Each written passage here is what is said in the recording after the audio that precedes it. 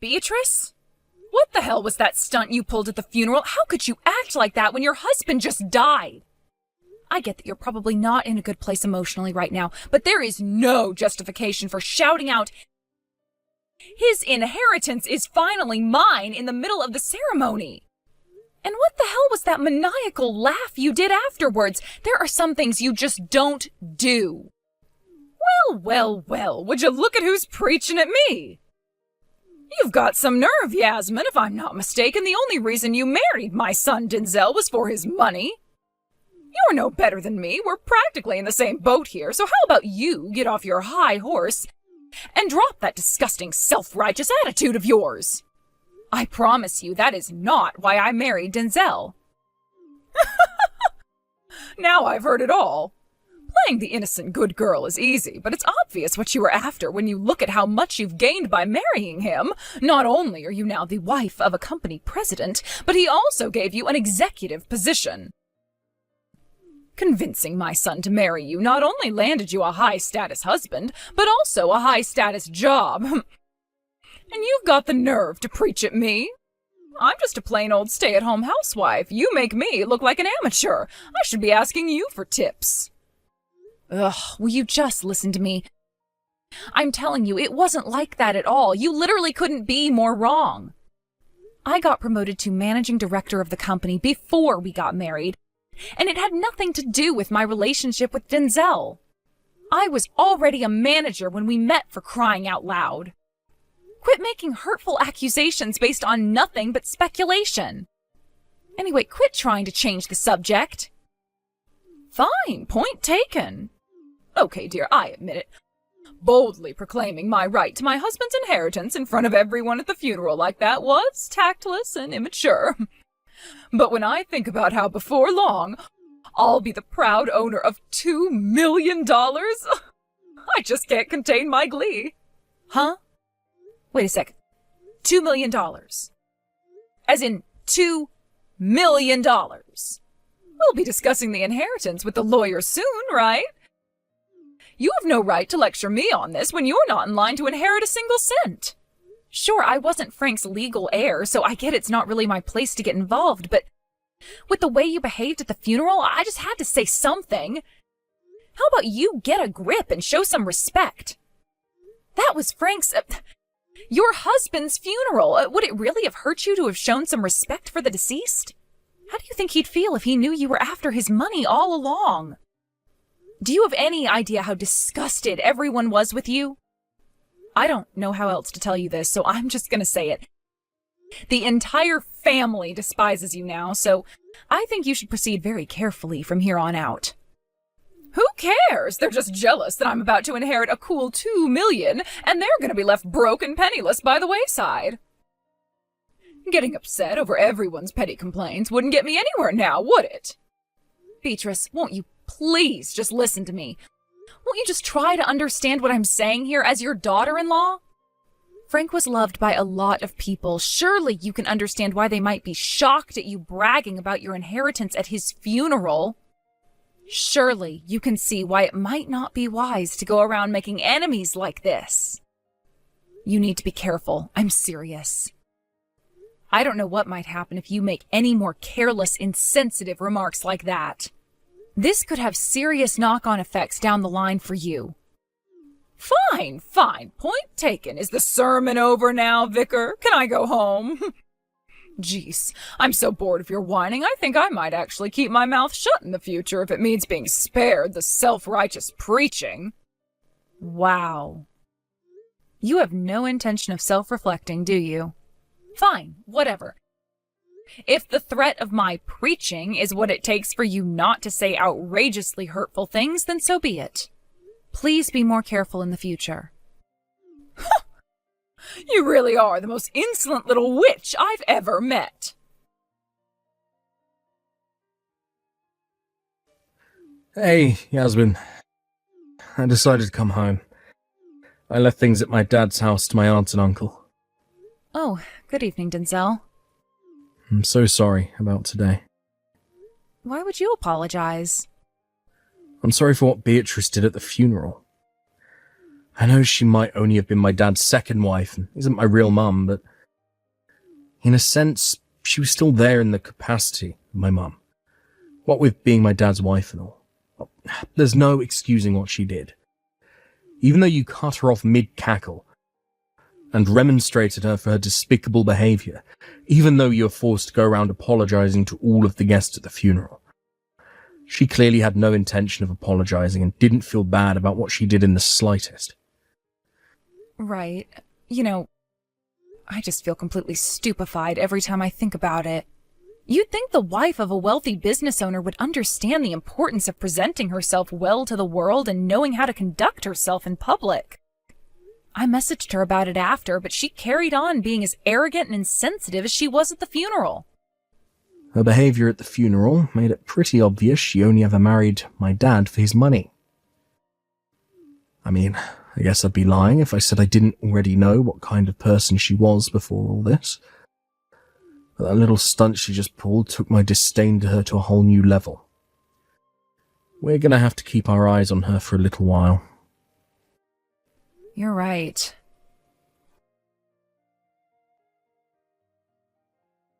Hello, Yasmin. I'm going on vacation. Excuse me? Apparently there were a couple of guests who couldn't make it to the funeral due to a family emergency, so they'll be stopping by at the house to make their apologies and give their condolences shortly. Make sure you're home to receive them. Vacation? What the hell are you playing at? Your husband's barely been dead a week. It's only been 3 days since the funeral. How insensitive can you be? Do you have no idea how inappropriately you're behaving, or do you just not care? What do you suggest I do with all this free time I have on my hands? Huh?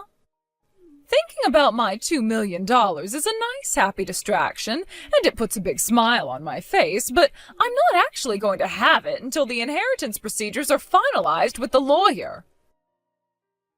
None of my friends, mostly the wives of CEOs and celebrities, are inviting me to social events because they think I'm grieving. To make matters worse, I can't even stay at the house because of all the gloomy, miserable people showing up to give their condolences. If I don't get a change of scenery soon, I might get depressed and kill myself. Oh my God! Well, your friends are obviously mistaken because you're clearly not grieving at all.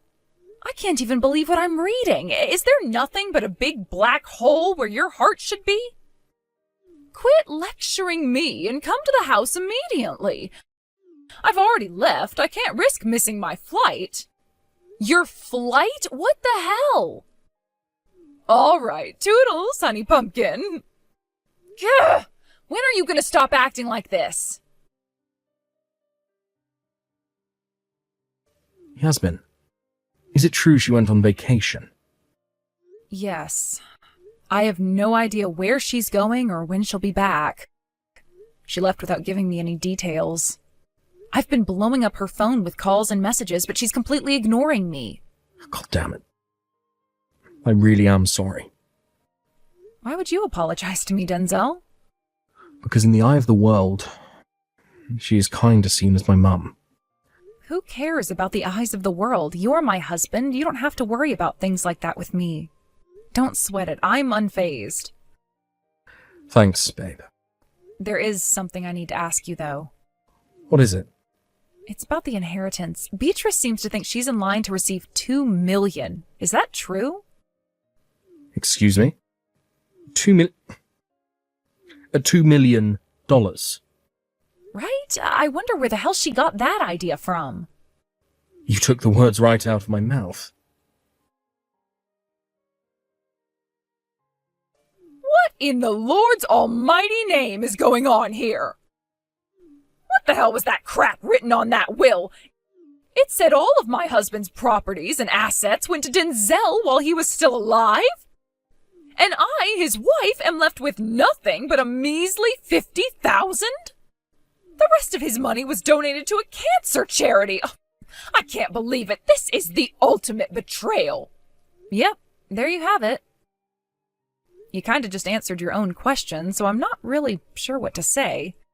Seems like you understand the will perfectly. What did you do?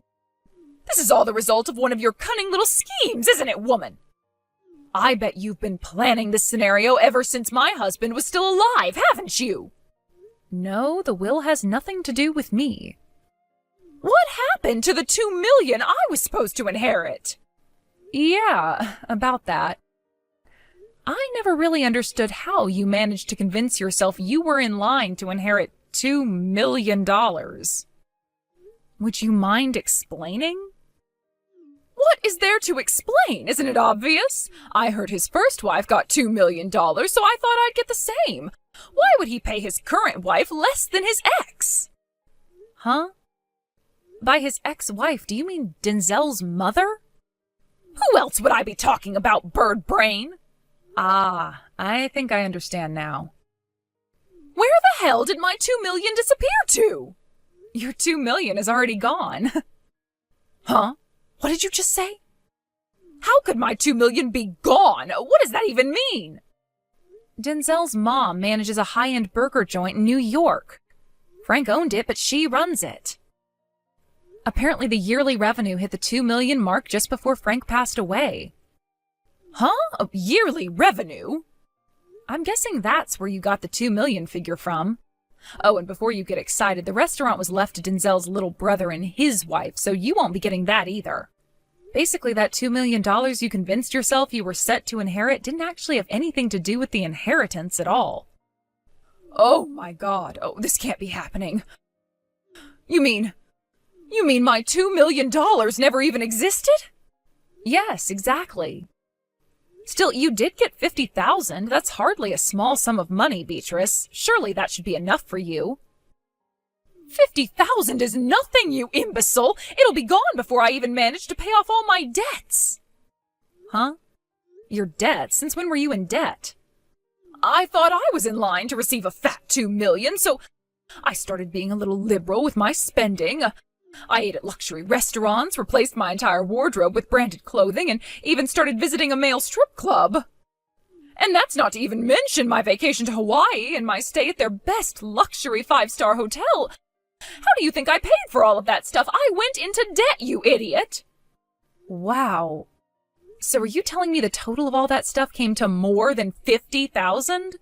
I'll be completely broke when I pay everything off. What are you going to do to fix this, young lady? And why exactly would I do that? Aha, of course! You're to relinquish your position as managing director at my son's company to me at once. Excuse me? Everyone knows corporate bigwigs get paid absurd sums of money to do nothing but laze around in their offices while barking orders at people all day. Even I, a stay-at-home housewife, could do that. Yes, that's it. The solution to my problems: with your salary, I'll have my debt paid off in no time, and before long, I'll be able to start spending money and enjoying my life again. I can assure you, managing a company definitely isn't as much of a cakewalk as you seem to think it is. Huh? Sure, me being chosen for this job is unprecedented at the company with how young I am, so I guess an outsider could be forgiven for thinking it's not that difficult if someone my age can do it. But the only reason I made it this far is because I worked hard ever since day one. I made my way up through the ranks and did everything by the book. I certainly didn't make it to where I am through special treatment, and it didn't have anything to do with me being Denzel, the company president's wife. I earned my position through nothing but grit, determination, and hard work, and that's a fact. Oh, wow, Yasmin, there's no need to get upset.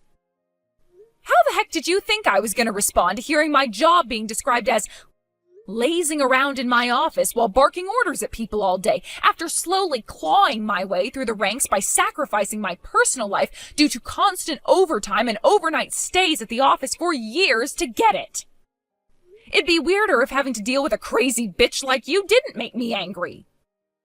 Fine, a point taken. You can keep your job.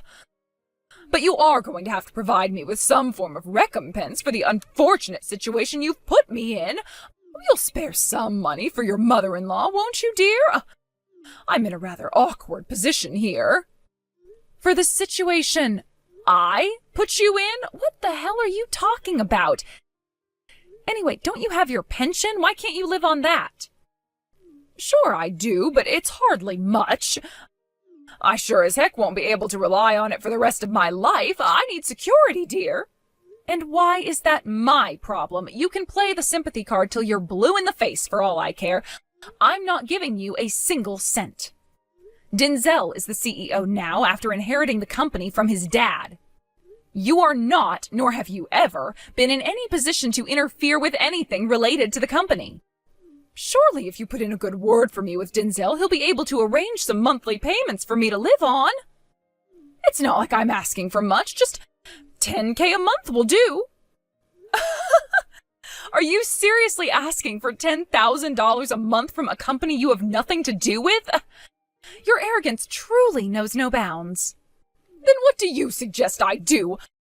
Would you see me out on the streets begging for handouts? Would it really kill you to get a job? Huh? A job? You're still in your 40s. There's literally no reason you can't get a job and work like the rest of us.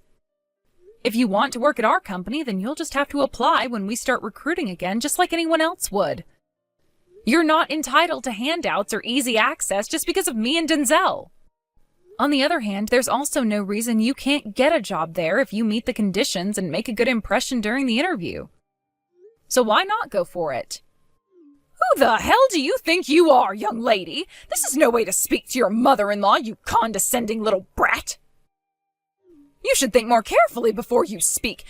You're my daughter-in-law, and you and my son have a sacred duty to provide for me. Actually, you're technically not related to either of us anymore. Huh? You were Denzel's mother-in-law, which I guess kind of made you my mom-in-law too. But what with his dad passing, you're nothing but strangers to us both now. Well, I... Also, the house you're currently living in belongs to Denzel now. If you want to carry on living there, you're going to have to start paying rent. Rent? Based on the size of the place and the way the rental market's going lately, you're probably going to be looking at least $2,000 a month. $2,000 a month? Have you lost your goddamn mind? If it's too much for you, I suggest you find somewhere else to live. But I don't have any money. It's been 10 years since me and Denzel met Beatrice. Ever since that time, she had the privilege of living a life of leisure and carefree luxury as a stay-at-home housewife on Denzel's dad's dime, without ever having to work once. However, her life of luxury and relaxation fell apart in an instant with the shocking and sudden passing of her husband. As expected, the $50,000 she did inherit immediately disappeared when she used it to pay off the debt she'd accrued after spectacularly convincing herself she was set to receive a tidy $2 million. In a desperate attempt to avoid working, she begged her relatives for money. But unfortunately for her, the whole family disowned her after witnessing her reprehensible antics at the funeral. And she didn't have a soul left in the world to rely on. When they suggested she go to the job center to try and find work, to everyone's surprise, she actually listened and, miraculously, actually found a job. She finally moved out of Denzel's house 2 weeks ago. Maybe you won't be surprised to hear she got into a fight with one of her coworkers on her first day at her new job. And with that, her prospects of carrying on there disintegrated. With that, Beatrice's attempt at reintegrating into society after 10 years flopped in an epic fashion. And she found herself once again lost, desperate, broke, and alone.